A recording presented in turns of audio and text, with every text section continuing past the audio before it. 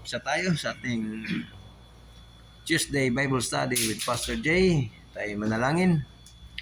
Dakilang Diyos, salamat po sa tanghaling tapat na muli ay nag-aaral kami sa iyong mga salita. Salamat sa paggabay mo kay Pastor Jay upang magturo sa amin ng mga salita. Nawa Panginoon ay sa aming pag-aaralan ay makadagdag kalaman sa aming buhay pananampalataya. Salamat sa biyayang ito, Panginoon. Salamat sa bawat isa nandito na lahat nito, Panginoon, ay binabalik. Papuri, pasalamat sa pangalan ni Jesus. Amen. So, magandang tanghali mga kapatid. Tuloy tayo dun sa lesson natin na iniwan last week. Sinimulan na natin yung in relation to work. No? Ano ba yung healthy attitudes pagdating sa trabaho?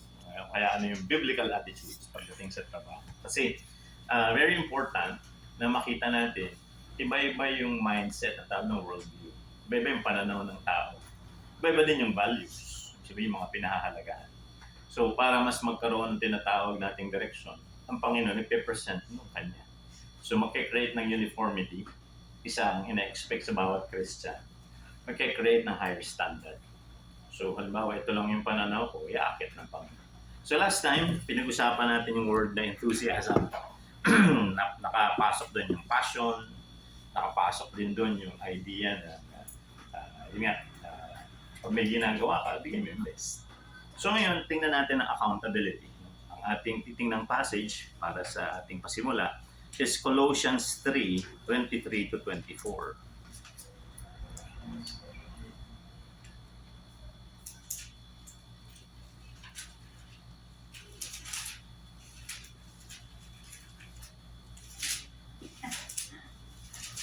Anuman ang inyong ginagawa, gawin ninyo ng magaan sa kalooban, mawaring hindi sa tao kayo naglilingkod, kundi sa Panginoon.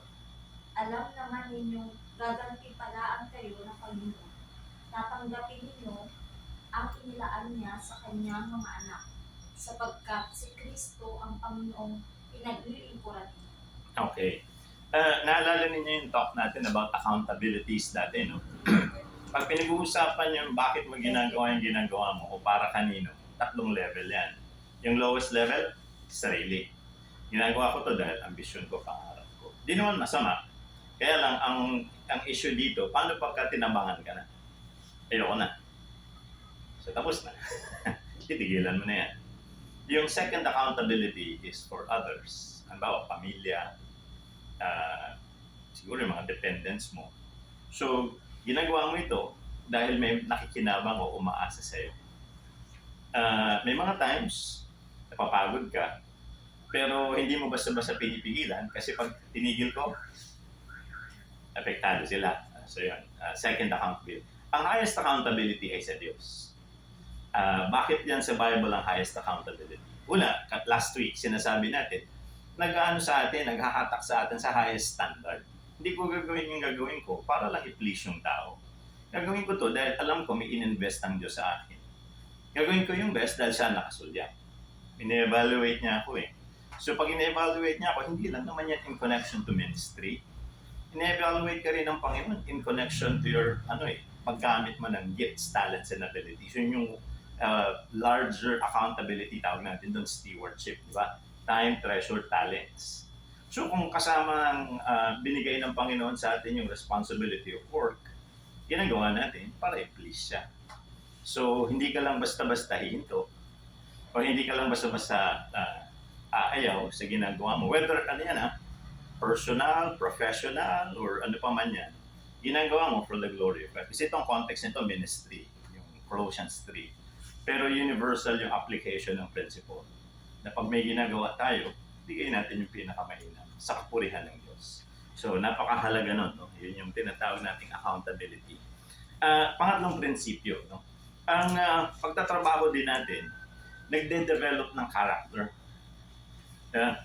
Siguro ito, isang reality rin na naobserbahan ko in the course of time. Dati tumutulong ako sa customs. From time to time. Ano yung malungkot na reality dyan? Ang tao, ina-expect mo, pag nagtatrabaho ka, iniisip mo yung greater good. Pero talagang pagka ang tao naging self-centered, Makikita mo lahat ng problema. CCTV. Para mabantayan. Kasi ang daming ang issues. Pagdating kinamaga ng supervisor, yung CCTV, nakaturo sa sahig o nakaturo sa dingding. Hindi naman gagalaw mag-isa yun. Yeah, boy, bibili ng x-ray kasi yung container van na yan, ang hirap niyan, Hindi mo may inspect yan, bubuksan mong gano'n, makikita mo na isang oras yan. Hindi, ang dami yan, magbabara yung traffic hanggang kung saan. Hindi, kailangan mabilis, bumili ng x-ray. Wala, pag ilang araw, nasira.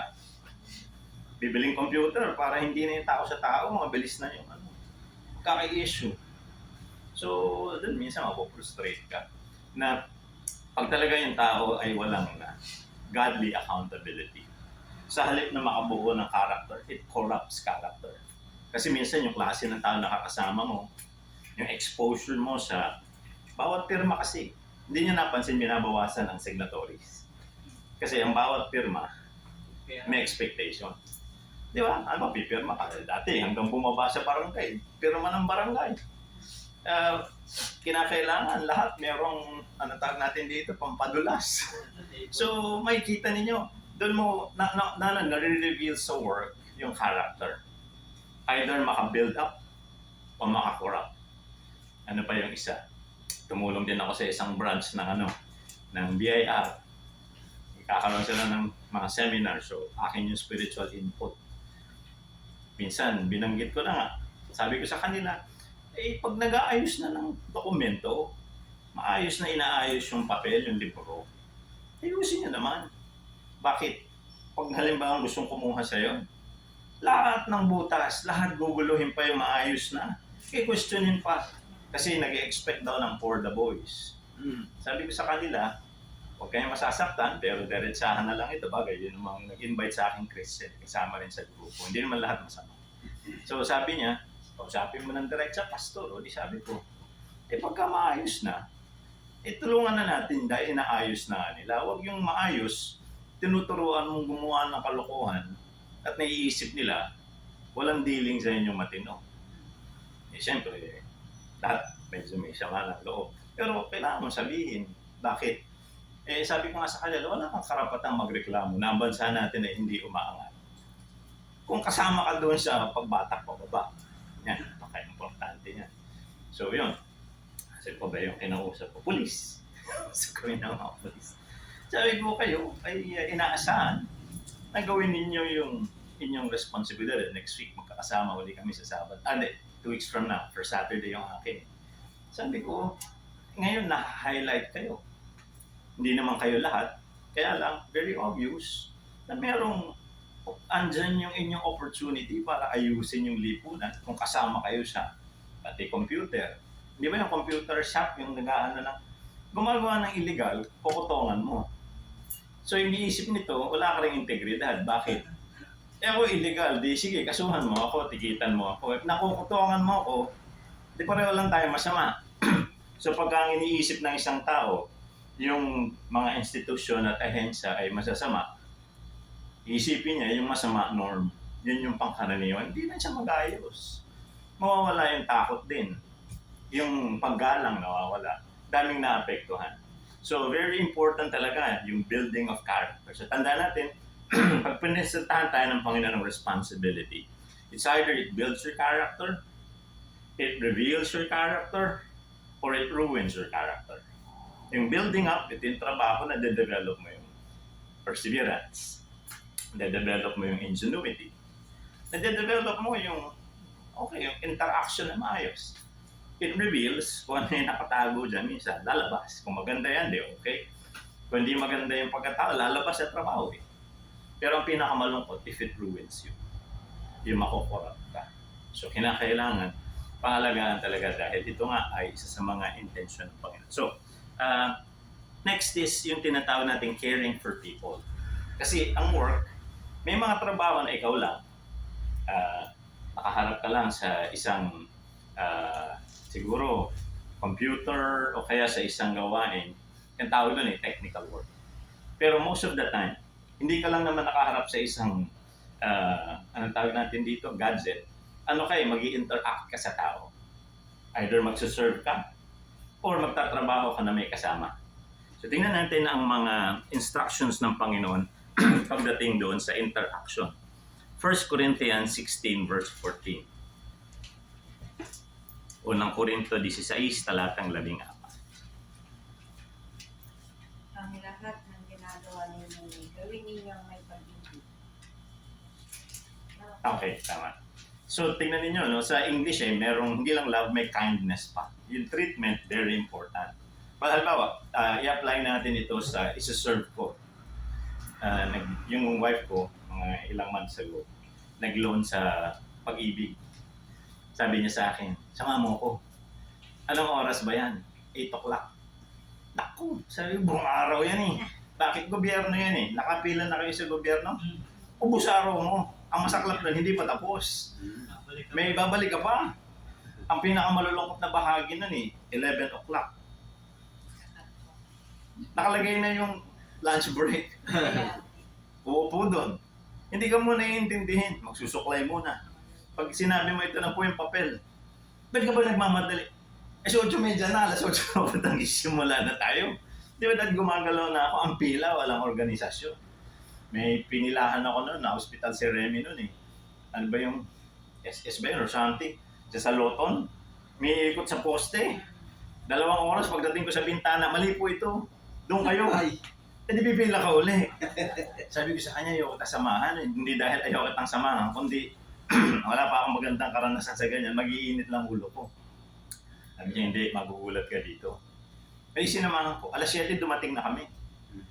Pagdating doon, ang galing eh. Courteous yung guardia. May escalator yan sa may Mandaluyong na Pag-ibig. Sir, ano po ang kailangan? Ipinasent namin. Ay, sige po, akit na kayo. Sabi ko, 7 pa lang bukas na po. Nandun na yung mga tao. Pag akyat mo, doon sa susunod na stage, doon sa ibabaw ng escalator, nandun naman yung isa pang guardia. Sir, ito po number. Dito kayo sa window na to ha. Huwag kayo pupunta sa iba kasi wala akong kinalaman sa inyo. Dito lang kayo. Direkta ka na. Nandun na yung ano. Habang kinakausap ka, walang sumisingit na papel. Kasi hindi ba madalas yan? Ikaw kausap, may ibang sa gilid, may sa loob. May mga, may sumisingit. May nagtatanong, ang tagal. Di naiinip ka ito, ikaw lang kausap, ikaw lang. Wala pang alas 8, tapos na kami, pauwi na kami. Sabi ko, kung hindi lang ito loan, napakasarap sabihin, balik tayo. Kasi, yung karanasan mo, very efficient.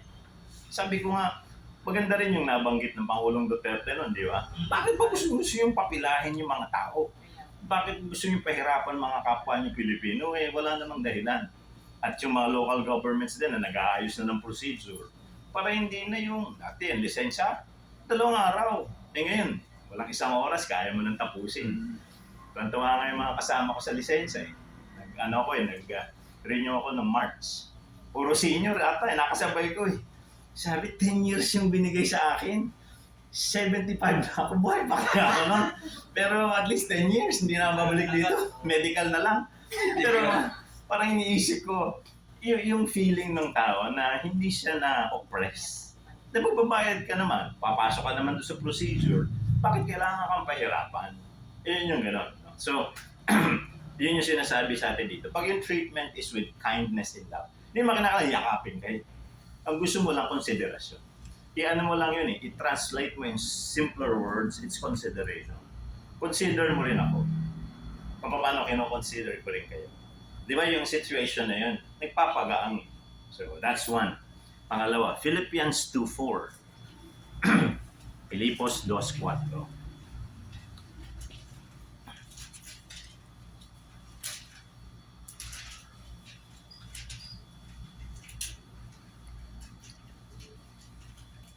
Ipagmalasakit ninyo ang kapakanan ng iba, hindi lamang sa inyong sarili. Okay. So pag tinignan mo yung salitang kapakanan, ito namang ibabanggitin ko sa inyo sa tagal ko na tumutulong sa mga businesses.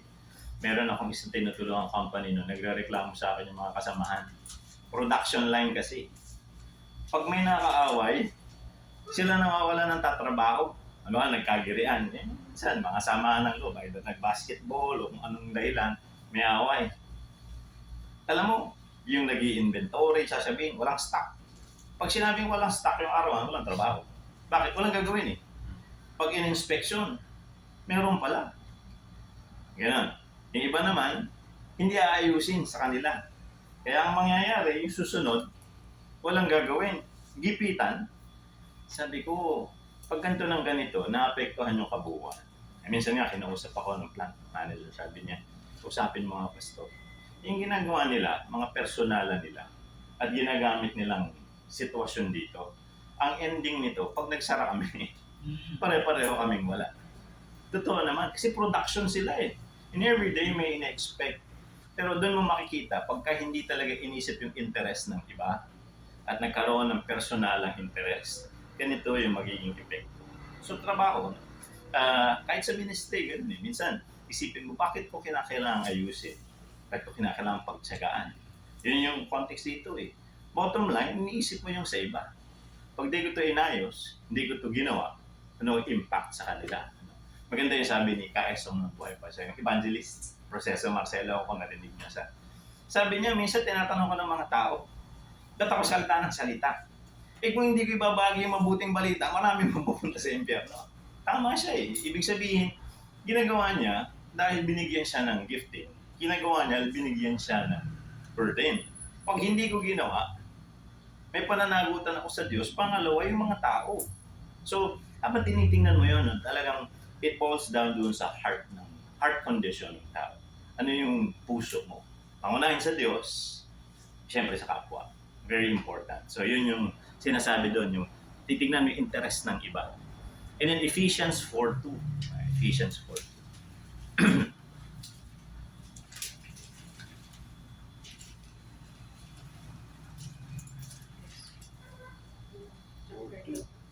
Anong verse mas to?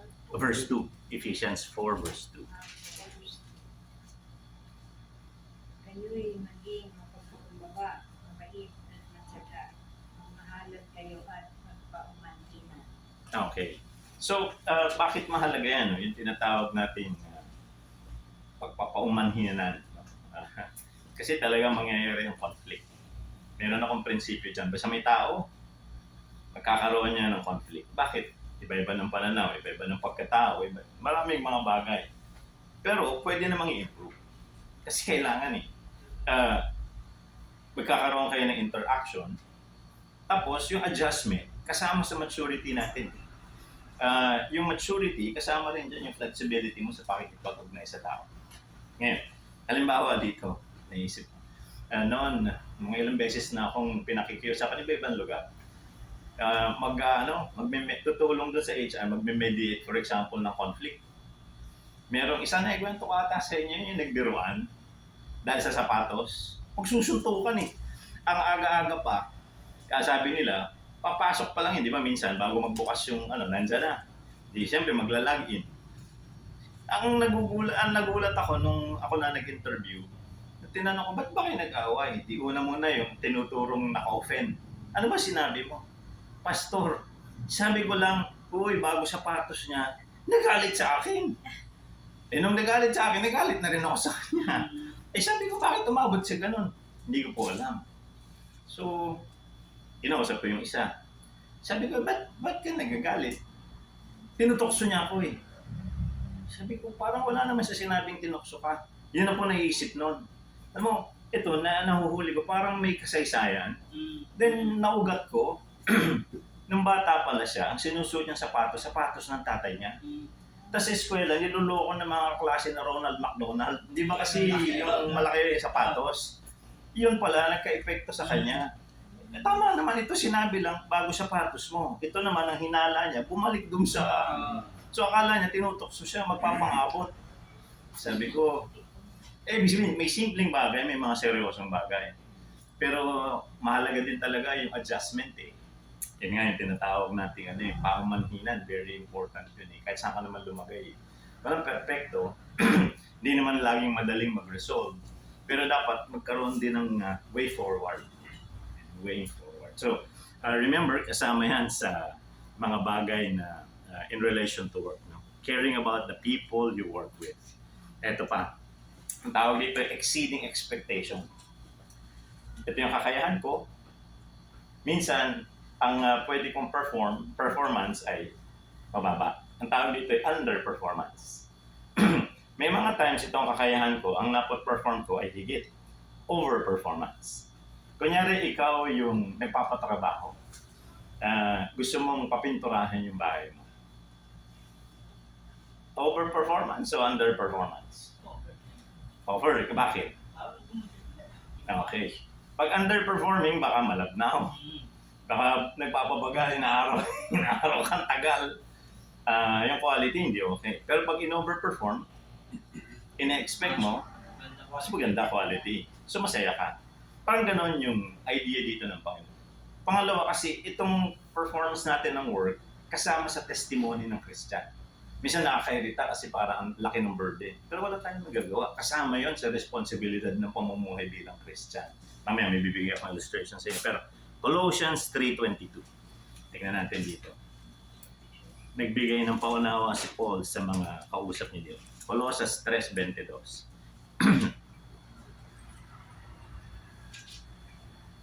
Mga alipin, sundin ninyo sa lahat ng bagay ang inyong Panginoon sa lupa. May nakikita man wala, mawa kayo, kundi hindi para sa kalugdan ng mga tao, kundi dahil sa kayo'y tapat at may takot sa Panginoon. Okay, ganda ng prinsipyo eh. Naalala ninyo yung aklat ng Philemon? Nabasa niyo na ba yan? Si Philemon ay isang personality na sabi na maraming mga nag-aral sa background niya, leader ng isang congregation na nagtatagpo sa kanyang church. So meron siyang asawa, kung di ako nagkakamali ang name ng wife niya, si Appia. Tapos, leader din, kahit yung wife niya. Meron siyang slave. Ang pangalan ng slave niya, Onesimus. Narinig niyo na yung pangalan na yun? Tumakas yun eh. Dahil ang hinala, may ginawa kay Philemon. It's either hindi ginawa yung trabaho, pero ang madaming commentators ang sinasabi, nagnakaw sa kanya. Pagpunta niya ng Rome, nagkita sila ni Pablo. Na nakita sila ni Pablo, nakatulong kay Paul. Pero ang slave kasi, hindi ka pwedeng nananatiling, at hindi ka pwedeng kalingain ng isang tao dahil makakusahan siyang nagnakaw ng ari-arian dahil ang isang alipin, ari-arian yan eh. Sabi ni Pablo, bumalik ka ron. Pero sumulat si Pablo kay Philemon. Sabi niya, tanggapin mo siya na parang ako tinatanggap mo. Parang naggarantiya siya dito sa ngalan ng pananampalataya. Ikaw naman, siguro, kay Onesimo, ayusin mo naman, Kristiyano ka na rin. So, both yung nagmamayari at yung nanunungkulan, kailangan mag-ayos. Dito, may general principle din na binigay sa atin. Bakit kailangan na yung expectation, testimony-wise, at yun nga, quality of work. Sa church namin, bago pa nag-pandemic, naghahanap kami ng custodian, maglilinis, mag-aayos.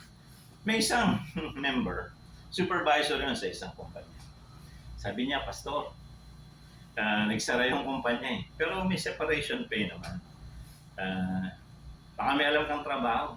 Sabi ko, wala eh. Di biniro namin yung church, naghahanap ng ng taga-ayos, taga-linis, kung okay ka. Sabi niya, sige, pag-iisipan ko. Kala ko biro. Alam mo, lumipas mga 2 weeks. Sabi niya, applyan ko. Kami naman ngayon nahiya. Applyan mo. Supervisor ka, binibiro ka lang. Hindi, sabi niya. 2 bagay eh. Naghahanap din ako ng paglilingkod sa Diyos eh. Nag-open yan. Pangalawa, okay man, trabaho yan eh. Sabi namin, baka hindi matapatan yung sahod mo dati. Sabi niya, hindi okay naman. Tinuloy-tuloy niya hanggang ngayon. Alam mo, ang mas humanga kami, iniisip mo kasi mataas na yung level niya before. Pero yung ginagawa niya, siguro may gift of service din. Ayos. Tapos, masaya siya. Tapos, makasama talaga.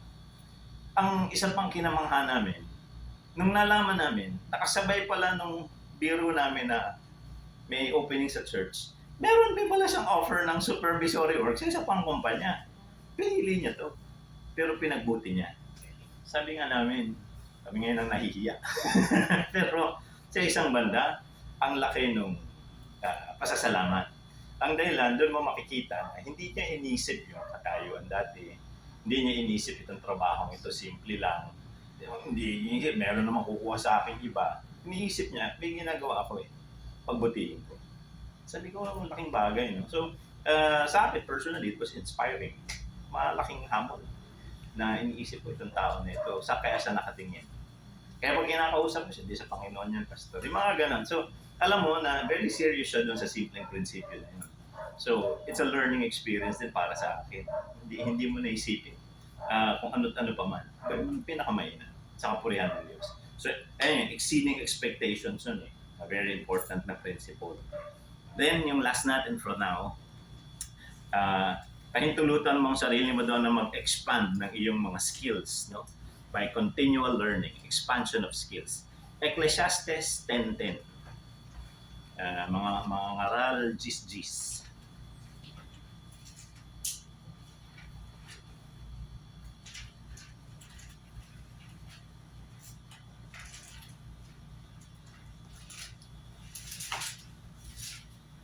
Aral 10:10 po. 10:10.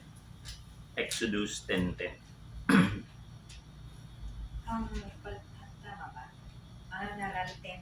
10:10. Ang palakol. Ang palakol ay pumupurol kapag hindi inihahasa. Ang mahusay na plano ay nakatutulong ng malaki sa pagtatagumpay. Okay. So, ang tawag na sa ginawa ni Solomon ay contrast. Pag matalim yung palakol, mas madali trabaho. Pag puro lang palakol, mayroon ang trabaho. Alam naman natin yun, di ba? Parang lagarin din yan. So, ang idea dito, ikaw kumpara mo yan sa tao, the more na tayo ay nagkakaroon ng learning, nag-expand ang ating skills, yung trabaho natin, mas lalo nag-improve. So, yun yung challenge sa atin, expanding skills, improving.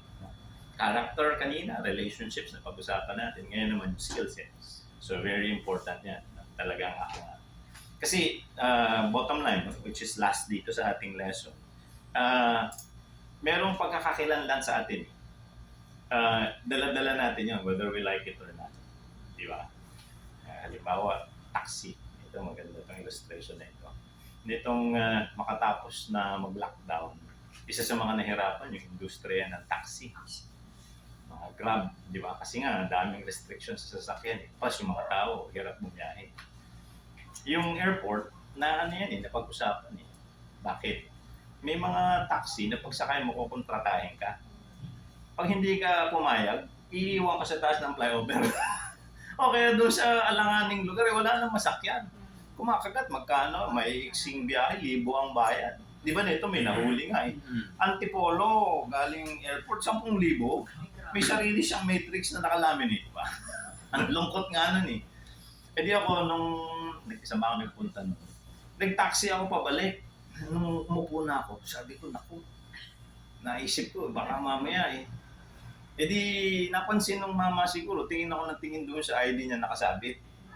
Tapos pinicturean ko rin yung body number dito sa gilid para kung halimbawa may alangan, hindi alam mo i-report. Yan naman yung goal nun. Ano po, Christian po ako. Sabi niya. Mami na rin ako, pastor naman ako. Pero tinanong ko siya, ba't mo sinabi sa akin Christian ka? Eh kasi alam ko po, marami naghihinala. Hindi naman pumaya alis, may ganun talaga. Pero pag sinabi ko pong Christian ako, may pananagutan ako. Tama eh, di ba? Kahit sa service crew eh. Ba't nilalagyan na sila ng nameplate? Pwede kang magtago pag di ka kilala eh. Pag kilala ka, di ka na makatago. Alam pangalan mo eh. Pinag-iigi mo. Ito, ang kanyang inuna, yung pagkakakilala, mananampalataya siya. Eh, nang inakaraan nga eh, may sinusundan akong taxi. Di ba, mayroong ilaw doon. Nakalagay, simple prayer. Nang nalampasan ko na, yung pangalan ng taxi, simple prayer. Yung miyembro ko ng pangalan ng taxi, good news. Sabi ko, ba't siyang pinangalan mo? Para alam, Christian. Ano pa kinabang nun? Wala na siguro sa iba. Sa akin yan eh. Kasi sabi niya, at least yung titingin at sasakay, alam niya maayos ako. Pananagutan yun eh. Yun yung tinatawag nating labeling. So, dito, yun nga, pinapakita sa atin. Yung expanding ng skill set, kasama rin doon yung pag-improve ng ang lahat ng aspeto ng buhay natin. Kasi, yung kainaman natin, kapurihan ng Diyos. Yung magiging problema natin, hindi naman dapat siya madamay, pero natadamay, pati pananampalataya doon eh. So, parang ang point ng Panginoon, pangalagaan natin. For hindi man tayo perfect, hindi man natin perfect yung opinion ng tao sa atin, but we make the best effort talagang gawin natin sa ating kakayahan yung pinakamainam sa kapurihan ng Diyos. So ito yung ating next week, ibang issues naman ang ating bibigyan ng pansin, pero ito yung natin, mga principles, no, right attitude for our work sa ating mga ginagawa at tinatama. Totoo yan, basta pag alam nilang Christian ka, iba yung kahit na yung mga kasama mo ay lahat yung mga kamundo. Pag alam nilang Christian ka, oy, huwag kayong magsalita ng ganyan. Kasi meron tayo na yung ganun ba? Parang nakaka-ano so, yung alam nilang pag Christian ka. O yan si Minerva, hindi pwede sa ganyan. Hindi kasi ano yan. Kaya nakaka-taas ng kahit ganyan nakasama mo ng ibang tao na hindi mo na lang palataya. So, alam nilang mananampalataya ka. Parang nakaka-ano. Sarap sa Pakiramdam. Tama yan. Meron akong kausap nun eh. Sabi niya, minsan ina-itsapuera ka. Sasabihin sa kayo, huwag kayong gagawa ng ganyan. Hindi, praise the Lord yan eh. okay. Pero sabi ko, ano pakiramdam mo? Pastor, kung tutuusin, nakinikilala nila yung kahit ang iinsulto o parang tinatatwa ka, ang tawag ng respeto. Kaya, like, kilala nila at alam nila kung ano ka na. Sabi ko, okay din. Noong una kasi iniisip ko, parang nakakainis naman. Yung parang inaano ka, yung nilalantad ka na gusto ipahiya ka. Pero sabi niya, pastor, ano yun eh, respeto yun. Na alam na nila kung na hindi ka nila mabali. Iba ka. Yan. So, okay din. Related din dun sa sinasabi. Pero minsan, ano po, Kristiyano din na sa sakit, daming Bible verse. Kung po sa bitata, tapong basura. Dahil yan, Yung ano po, hindi, daming Bible verse tapos. iba yung Dapat na respeto ay. malaki yung pananagutan talaga eh. Dapat yan na natin pangalagaan. Hindi tayo perfecto, pero may mga bagay mo pwedeng limitahan. Katulad nga ng sinasabi mo. Dalawa lang yan eh. Pwede ka naman maglagay sa supot. Di ba? Tapos mo sa simple lang yan eh. Kaya lang, minsan, pwede ring dugyot. Kaya lang, yun nga, yung hindi dapat madamay, nadadamay pa. Yung mga ganyan. Kung ako siyang hirap, uwi ko, grabe. Pagsubok talaga. Kasi Cebu, Bohol, bawal baboy, Okay. ASF, di ba? Ah, Nagmadali kami kasi gutom na eh. Pero pagbaba kasi ang layo pa ng barko mula sa Daong dun sa inspeksyon. Ipilang ganun. Siguro kasi kasunod kami ni Kukoy ganun. Di ba anuhin yung barko? inspection May yan. dalang baboy. Pagtingin siya, Muslim ba yun? Sige, diretso. Pampira. Pinapagyaman ng Muslim. Hindi po. Sige, diretso. ano yung parang pinagkaano mo na yung pagkakasyan mo. Hindi sabi hindi. Sige lang, okay lang. Diretso. Pinano ka na. Ako, Muslim mo lang yan. Bigyan mo na lang. Yung guardian na hindi bigyan Muslim. Gaan kami. Siya pinadiretso na kayo siya. Kasi nagpila nga. Init kasi wala silang kubol. Ang Muslim kayo, sige. Ay, grabe. Paano pa ako nambang eh? Pasampa pa ako. Sabi ko, Lord, sorry, hindi. Tapos yun nga, nung reunion na, talagang pinatunayan ko talaga. Kahit anong alok nilang talaga, tayo dyan. Mahalaga yan. Pinakita ko talaga sila. Gusto lang akong patutuloy, tumugtog lang dalawang, kasi concert yun. Yung dalawang kanta. Tapos, since nga, in-sponsor tayo, sama rin. Ikaw na video, mag-live kasi marami nanonood. Nag-live din ako, kahit lasing na, sige. Natin magawa, nandun ka, di ba yung Islamic life? Nandun ka, pero hindi talaga ako nakiyan. Kasi alam nila, at least, alam nila, wala na. Dandaan na lang yung baso sa'yo. O sige, at least, natagumpayan ko ba na hindi ako nakipag-inom, nakita nilang hanggang sa marami pang mga occasions talagang nakita nila talaga na at least tagmay oy Noy, prayer. Yan, mahalaga. Bakit ako? Sige, ikaw rin. Di ba? Kinikilala niyo palang di pinasukan ko na agad ng pag-share ng gospel. Sana ngayon nga sa prayer namin sabi ko, Panginoon ang bahala. Hindi ko na Hawak yung hawak yun. Basta nakinig naman sila. Ah. Salamat sa Panginoon. Nawa na umano sa puso nila yung sinasabi ng Biblia. Nakapagtanim ka na ng Oo. baby. Kaya every time na may Nay, prayer. Tama. Tatawagin kita lang, boss. Uy, dali. Kakain na. Prayer. Nakadevelop na ng integridad. At least, di ba? Mga Mahal nasa kayo. liwasa. Talagang mapasok. Maano ko talaga.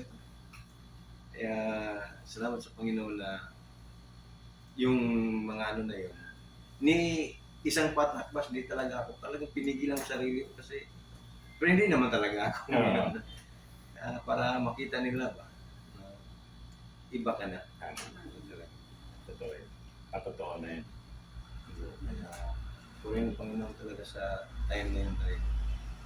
Then, yung ate ko, kahit nagdidebate kami, nakinig na lang siya. Hmm. Kasi, siguro, kasi devoted talaga sila sa Mary, sa buo talaga sa Biblia. Hmm. Pahirapan natin yung sarili natin. Kaya, yung daddy ko, diba, yung tatay ko, kahit ganyan ang ano niya, firm yung palataya niya, Ah. si Kristo na tagapagligtas. Hindi ko siya kini-convince. Siya mismo ang nakaranas na talagang si Christ ang nakapagligtas. Sana nga, sa kilos ng Panginoon, na ano sila, manumbalik sila sa palataya sa Panginoon. Di ba sinigsan po, di ba pumunta pa si Pastor sa inyo? Tama, tama. Nag-share pa doon. Malinaw na yun. Balikan nyo yun. Yung tinuro sa hindi na lang siya nakapagano. Hindi nakipo eh. Kasi nakita niya, dati pag dumating kami, magkapatid, inuma agad. Nakita niya, iba, hindi na talaga. So, yung pagbabago mo, makikita talaga pagka, ano, nandun yung respect ba? Tama. Okay, Integridad yun. Oo. Panginoon na talaga ano sa kanilang puso. Kilala sa Panginoon. Sige, so meron pa. Thank you. So, Closing prayer tayo. Sige, let's pray. Lord, salamat po sapagkat sa inyong mga salita, lagi kaming natututo, mga panuntunan at pamantayan sa pamumuhay na inyo pong ninanais para sa amin. Panginoon, nag-i-improve ito ng ugnayan namin sa inyo, pero ang kapakinabangan at kalaki sa amin, nag-i-improve na aming character, na aming attitude, maging na amin pong quality ng mga ginagawa. Hindi po kami perfecto, Panginoon, aminado kami doon, pero may kakayahan po kami na umayon at uminam sa inyong kalooban. Ay pwede po kaming magkaroon ng pag-upgrade na amin pong mga sarili. Pagpalain niyo po ang buhay ng bawat isa, kayo po ang tumulong na patuloy sa amin. Yung mga hindi po namin kasama, kaya rin po ang patuloy na maglukob ng pagpapala sa kanila. Ay niyo po kaming pagpalain at tulungan, Panginoong Diyos, sa inyo po ang kapurihan sa pangalan ni Jesus. Amen. Thank you. Kapatid, salamat din. As